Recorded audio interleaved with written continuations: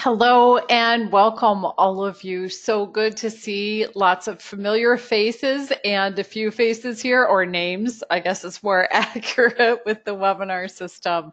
So we've got a quick 30 minutes to talk about the myths and realities of coaching. Some of you kindly submitted your questions in advance. That's awesome. And some of you plan on asking questions as we go. So that's perfect too.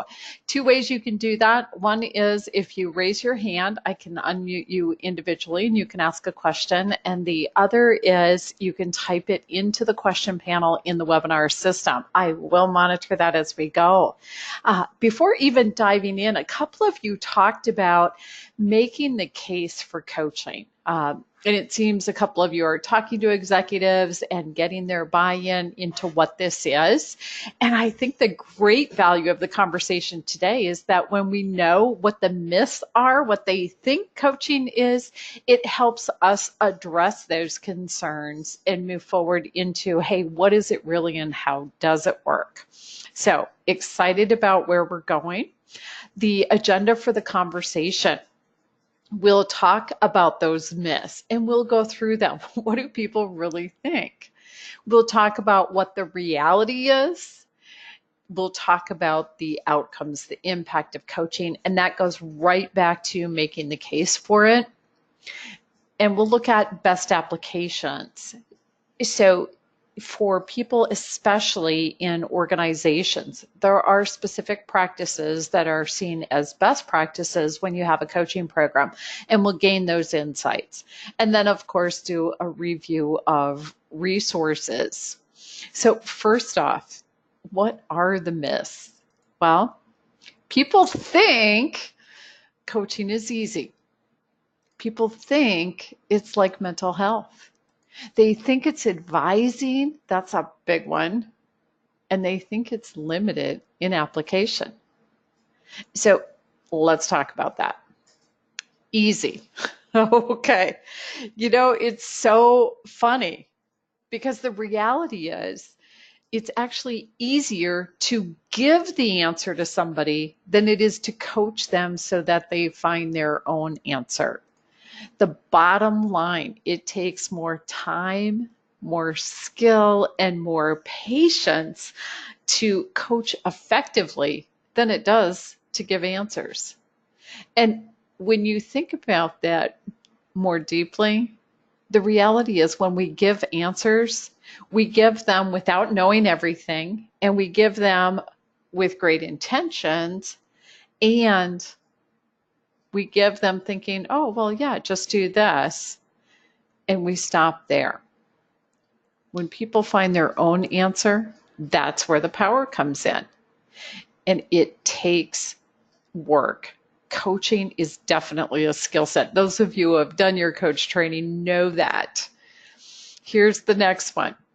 Coaching is mental health. Not at all.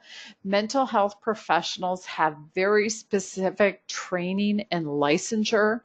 They assess people, they diagnose, and they work with people to help them become whole. Coaches work with whole people to create meaningful change for their future. So we start with the premise that the individual is whole. And we believe in that from that perspective. And very significantly, we do not assess and diagnose. That's what mental health professionals do. As coaches, we empower them to discover their own answers. Instead of us being the expert, we're there as a partner. And we're truly working with them on moving forward. The next myth that a lot of people have is that it's like advising. This is probably the most common one. I'm guessing many of you run up against this. People think that you're going to give them the answer. The reality is mentors and consultants provide their expertise and they provide advice. Coaches elicit the solution from the client. What's super interesting about this is that when you look at the impact of consulting, for example, and you look at the impact of coaching, there's a big difference. We are probably most of us familiar with a lot of situations where a consultant's brought in, they give great advice, except for nothing happens differently. It's all the same. And ultimately, where the power of coaching comes in is that we do get the answer from the client. They truly are their own best expert, and the process and the approach supports that. That's the reason coaching has an average 600% ROI. Back to when you're making the case, working with executives, etc., when you show them the research, and there are some great resources out there. Look at Metrics Global, look at Manchester Inc., look at Triad Performance Technology Research, look at the study done on Amico. You will see the numbers and the impact. And of course, ICF is a great resource for a lot of this research. That's a big part of making the case. The next myth, it's training or facilitating. And what's really interesting is coaching is actually considered a core competency for people that are professional trainers and facilitators. If you look at the ATD model, the Association for Talent Development, they include coaching as a core competency.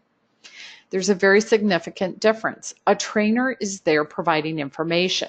They evaluate ahead of time what the requirements are in terms of the learning. They design the program, they deliver the program, they evaluate what's going on. And all of that happens in a way that's very different than coaching. Some of you have heard me talk about the paradox of coaching. And the paradox of coaching is the skill set that you can use when you're a trainer, when you're a facilitator, when you're a mental health professional, when you are a leader. You can use coaching skills. The skills of a mental health professional, a trainer, a facilitator, a leader are not used when you're coaching. That's our paradox.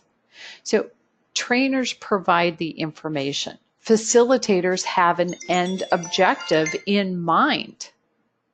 And coaches help the client to explore different possibilities and choose their own objectives. Very significant difference. Coaching is limited in application. That's an interesting one to me. And what's the truth? It's useful everywhere. We see people from all different industries and professions that use coaching. Coaching is something that gets used at work, it gets used at home, and it gets used at play. And the impact is equally powerful. One of the things I often give as an example is I have a client who's 13, and I have a client that owns a $50 million company. And coaching process itself is the same. Of course, the conversation itself is very different. It's the awareness. Coaching is useful in so many different ways in so many different places. Now, what is it exactly? Coaching involves listening deeply. We talk about listening on many different levels. We listen cumulatively. We listen to understand. Who are they? How are they thinking, processing, functioning? What's going on for that person? What is their context? How does their perception and bias play into it? How does the way they approach things play into it? We ask them questions. And those of you who have done your coach training know they're powerful questions. They are completely different than any other type of question. Questions are asked for the benefit of the client. They're open-ended. They believe in the client's ability. They're focused on what that individual wants for the future. We're working with the whole person. So sometimes there's this idea of, oh, it's only about the job or the task. And the reality is, when you are aware of and explore the motivators, the values, everything else that's behind it, that's where you get something that's meaningful and more likely to happen. We partner.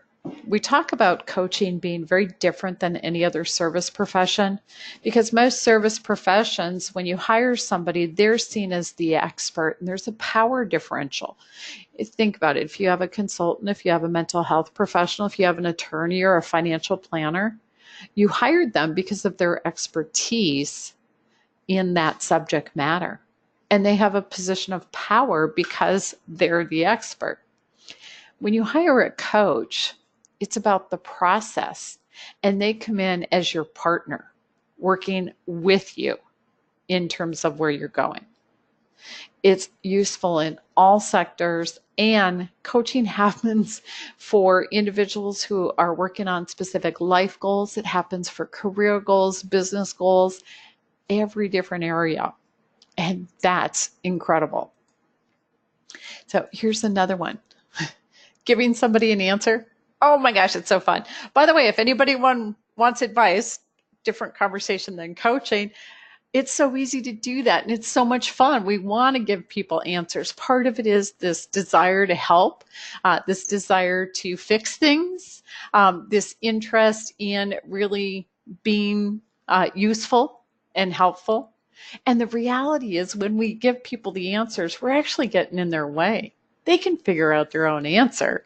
And when we give them the space to figure out their own answer, that's how we really help them. It does take more skill.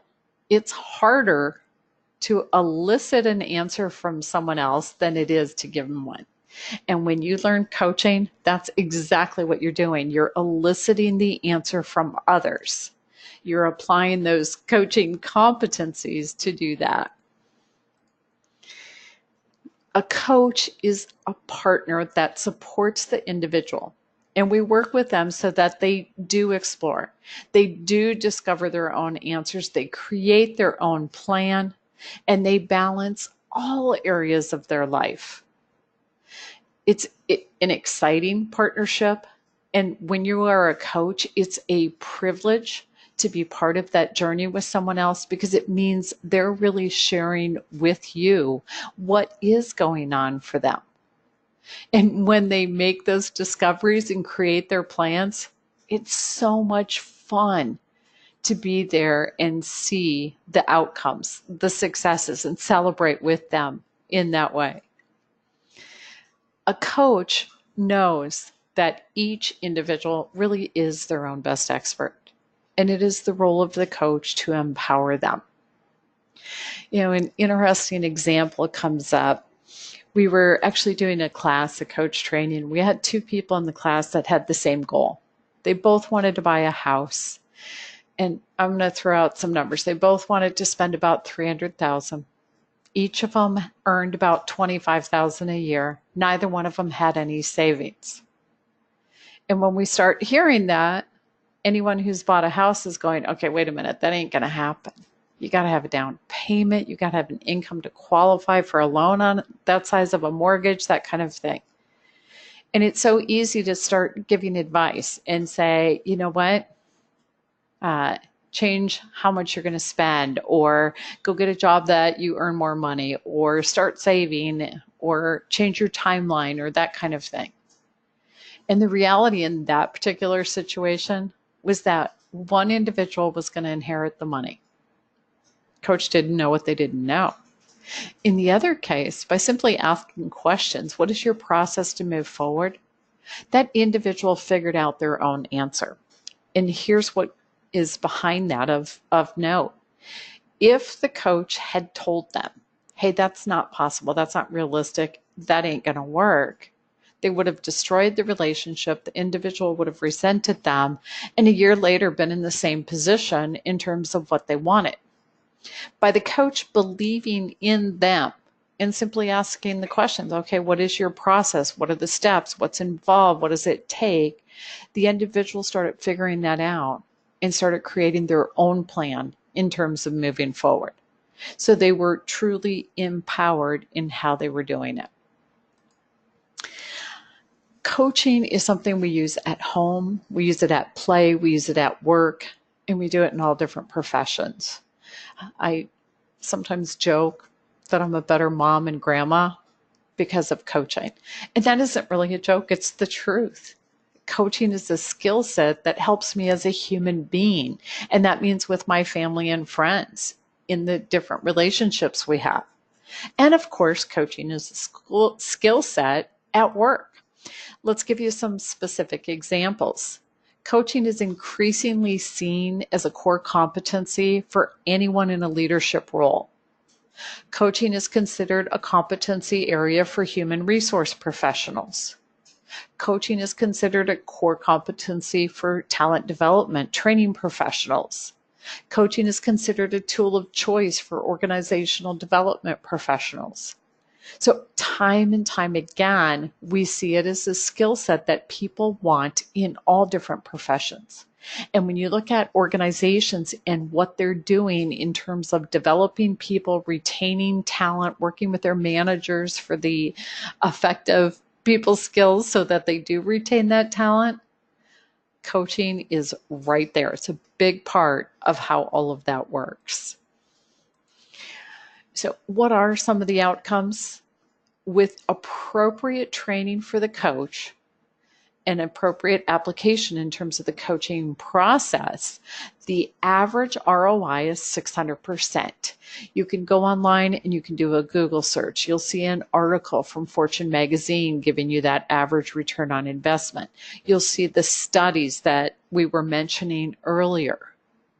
It is also a tool for changing company culture, for increasing engagement, and for increasing productivity. Personnel Management Association did a study looking at productivity. And they said when people go to a training program, they get a 22% improvement in their productivity.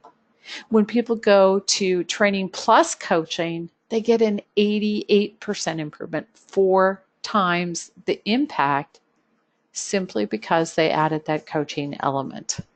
So it's powerful. The research is out there that backs up the outcomes, the impact. And that is one of your best ways for making the case with upper level executives. It starts with the coach being trained. And this is significant because there are people that say, yes, I'm a coach. And they're actually unclear on what coaching is, unclear on how it works. They're unaware of the competencies and the ethics involved in coaching. And are they going to get the same result? No, they're not. This is somebody who is well-intentioned. They come in more of a consultant or a mentor. They're often giving advice. The few lawsuits we have seen are people whose training is lacking and they're doing therapy without a license. So it's very, very significant to make sure that whoever is doing the coaching actually has the training. The gold standard in the profession is at a minimum. They are members of the International Coach Federation. And increasingly, we're seeing organizations say, we want them to have a credential. And that is happening more and more often. That tells you that somebody cares enough about what it is they do to get trained. And if you think about it, it makes a lot of sense. If you're going to look for an accountant, are you going to go hire somebody that has no training? Are you willing to engage a financial planner with no training?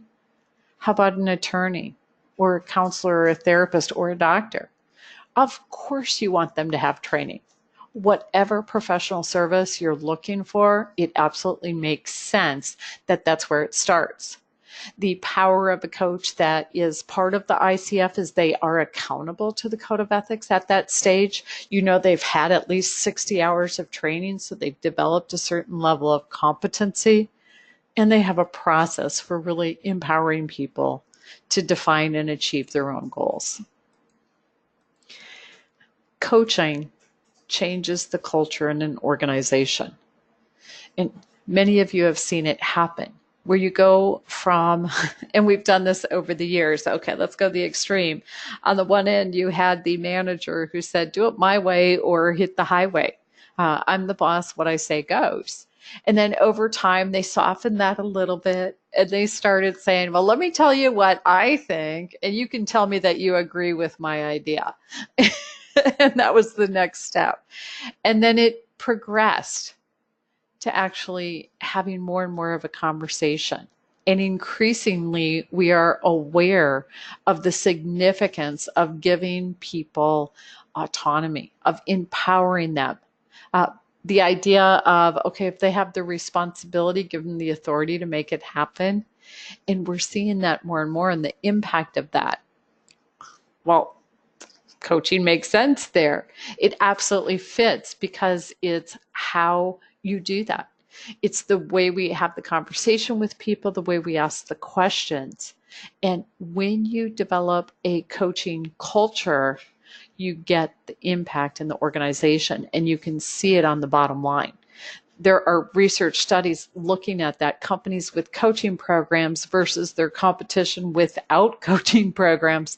And it's the ones with the coaching programs who are earning more and have the longevity in their favor. It changes culture inside of an organization. I love this study. I mentioned it earlier, the Amico. They looked at coaching over a 10-year period of time. That's one of the things I love about it. It was a long-term study. And here's what they found. When people had coaching, they had 50% higher average salary increases. Okay, wait a minute. Think about what that means for you or your clients. When somebody has a coach, their average salary increase is 50% higher. That's phenomenal. And when you see a number like that, you've got to ask, how can you afford not to have a coach? Fortune magazine actually put that out. They said, or was it Forbes? I'm going to say it wrong. They said, how can you afford not to have a coach? You're limiting your career success. And the research backs it up. People that work with a coach are more effective. They advance their career and they earn more. What does that tell us? More of the studies. It increases employee engagement and productivity. We mentioned the Personnel Management Association. I'm going to move forward into some of the best practices. So let's talk about training. Let's talk about internal coaches, external coaches, and program management. So first off, a best practice is external coach training for internal coaches. And what's interesting is when they did the study that highlighted this, they said the go-to for organizations was actually to create training internally. And the problem with that is in creating it internally, it actually lacked the expertise in coaching specifically. So you want external coach training for internal coaches, you get a better result. Coaching certification and ICF membership or credentialing for external coaches is a best practice. Time and again, you talk to different organizations, and increasingly that is becoming their standard for engaging a coach. They're looking at, does this person have coach training? Are they a member of the ICF? And more, they're looking for credentialed members of the ICF because they're recognizing the rigor involved with that standard having an impact in the outcome of the coaching engagement. Another best practice is to use internal coaches for entry-level to mid-level management.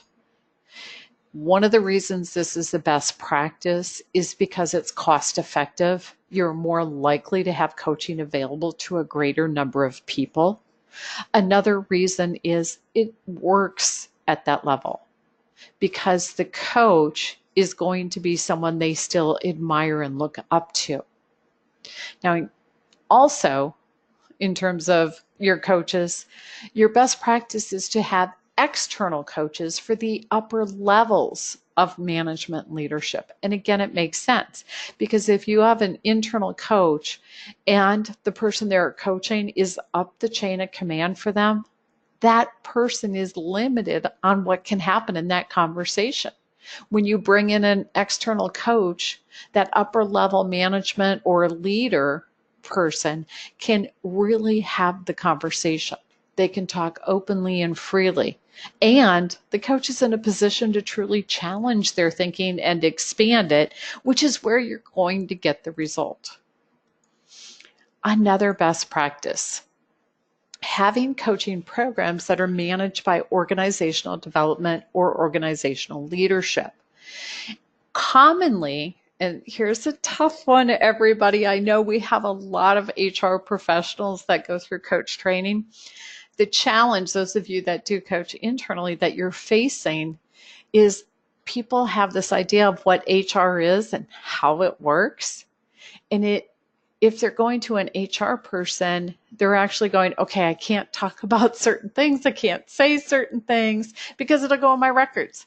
And there's this internal dilemma, both of awareness and perception, and in terms of what the policies are for the organization.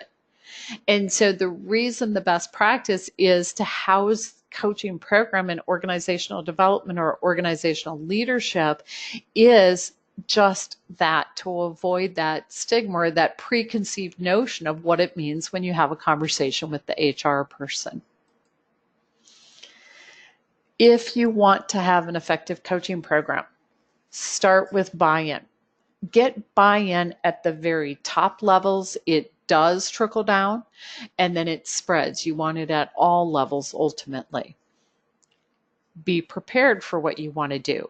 That means you plan your coaching program, you plan the process, and there are many processes involved. One is who's going to coach, who's going to be coached, what's the process for engaging in that and preparing for that, and then matching people, and then them actually doing their coaching and how long it lasts and when they end the relationship. So there are a lot of components to the process.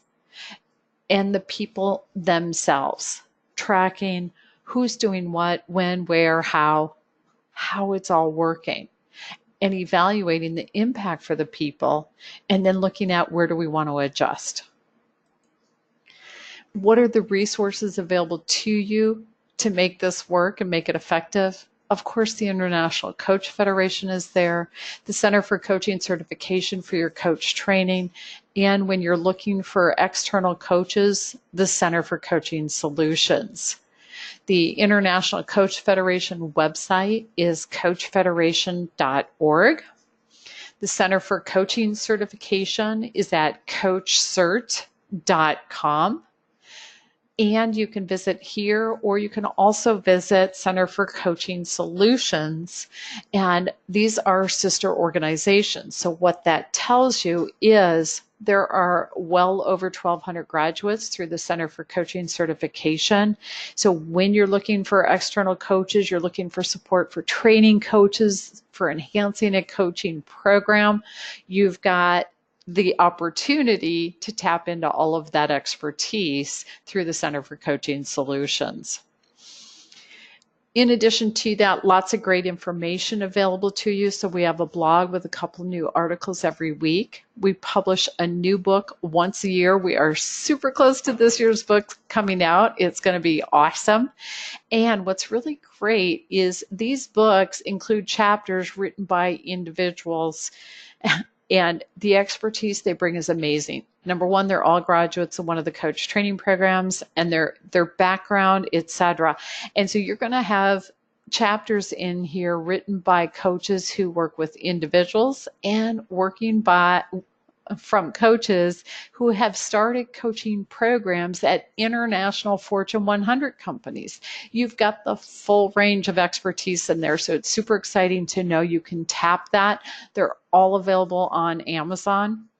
We also do these free webinars. We have 30 minutes every month, 60 minutes every other month, so you can access that anytime. We are available to you for a quick check. So if you want to call or send an email and get a quick answer, plus we offer outsourcing. So we do coaching program support, we do coach training programs, and then the coaching itself.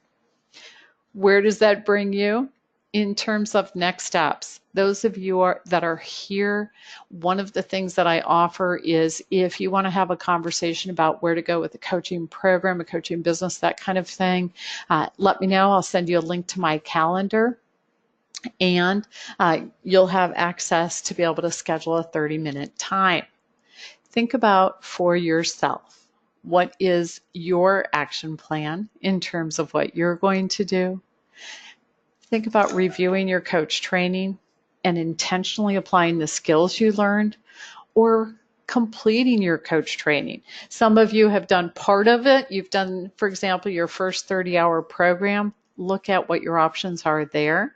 And think also as an individual about engaging a coach. Maximize the resources that you have available to you.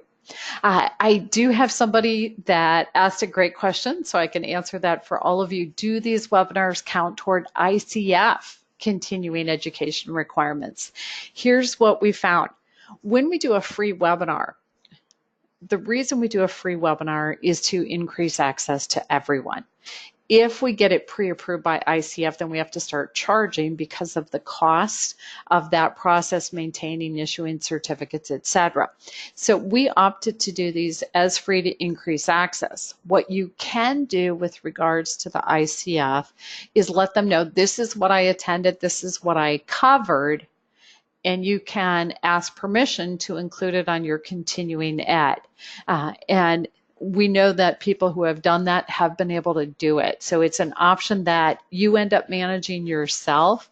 And that's the trade-off for being able to offer them free. So hopefully that answers that question for you. I am happy to stay around, answer additional questions, recognizing that we did use our time. I do want to say thank you to all of you for being here, for your time and participation, and thanks for the thanks you're giving me. We are very much interested in supporting you and being helpful to you. So some of the other questions that have come in terms of, do any of the books deal with coaching in the family unit? There are a few chapters, and so it does vary. Every book, each chapter is an individual read. It's written by one of the coaches that graduated from the program. So the smartest thing to do is, when you look at the books on Amazon, you can look through the table of contents. You can even browse through part of the book, and you will be able to find which chapters really serve what you want. So hopefully that helps answer that. It looks like the other things I'm getting in, we've answered. I'm getting the thank yous. It seems we are complete. So thank you, all of you. We appreciate your time and participation. Have a great day and a great weekend. Take care, everyone.